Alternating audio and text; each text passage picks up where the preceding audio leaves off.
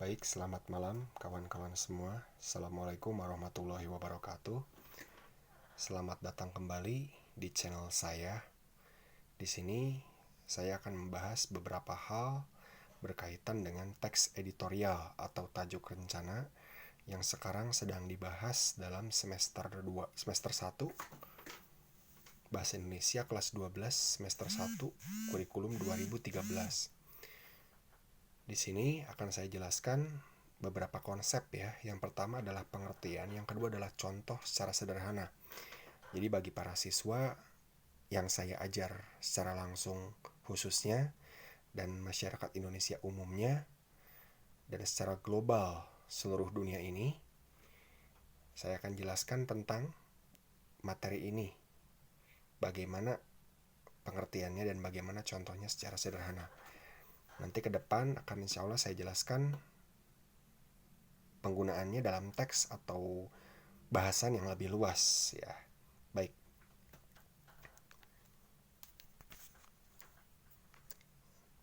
Ya, inilah konsep editorial yang akan saya sampaikan.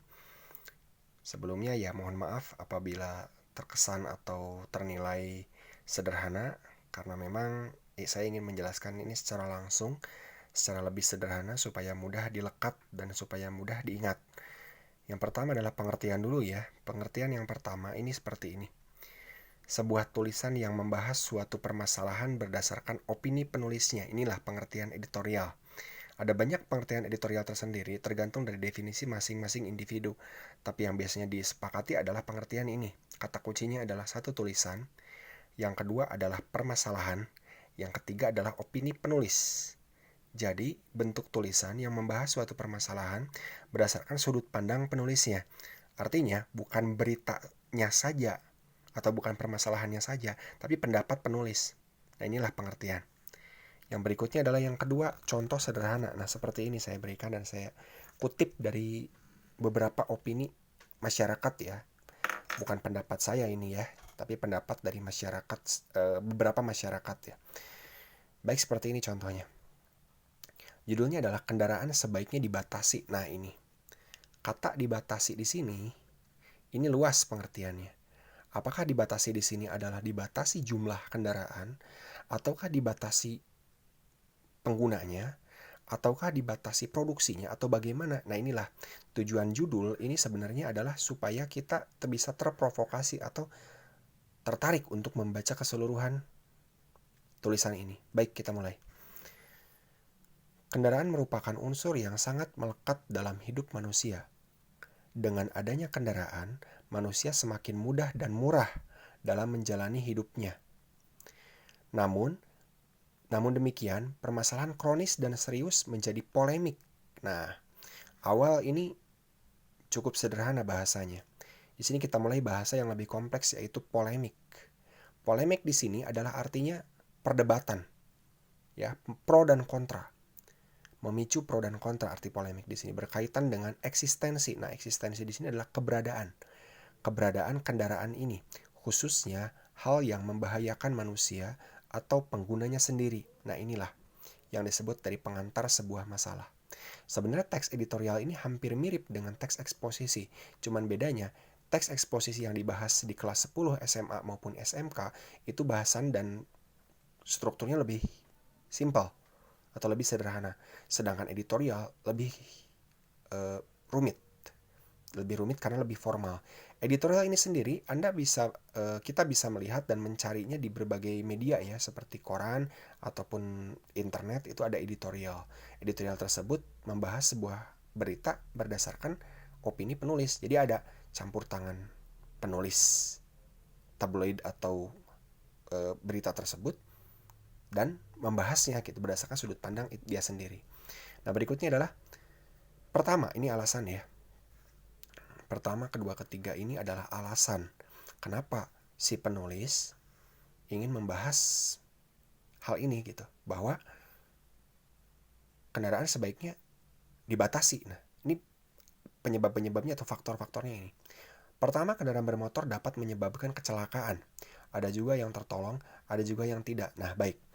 Misalnya seperti ini ya, kita tahu sendiri di zaman seperti ini ya benar-benar tidak bisa dielakkan zaman dimana apalagi dengan adanya ketika terjadi kecelakaan bukannya menolong malah merekam atau memegang HP untuk direkam. Nah, ada juga mungkin ketika itu menolong gitu, cuman lebih mengedepankan merekam dulu. Nah, mohon maaf, ini hanya sudut pandang saya. Ini sudut pandang saya terhadap bagaimana sikap terhadap menghadapi hal-hal seperti tadi. Nah, di sini kita langsung kembali ke sini saja. Jadi, kendaraan ini dapat menyebabkan kecelakaan. Mungkin ada juga yang kontra dari pernyataan ini. Bukan kendaraan bermotornya, tapi penggunanya. Nah, inilah polemiknya di sini. Jadi si penulis di sini, sekali lagi saya tegaskan, ini bukan tulisan saya yang menyudutkan kendaraan bermotor, bukan. Tapi beberapa kutipan orang yang saya tulis copy paste di sini berdasarkan bahasa saya. Nah, kendaraan bermotor dapat menyebabkan kecelakaan. Ada jiwa yang tertolong, ada juga yang tidak, seperti itu. Dengan adanya kendaraan bermotor ini. Ini alasan pertama berdasarkan penulis.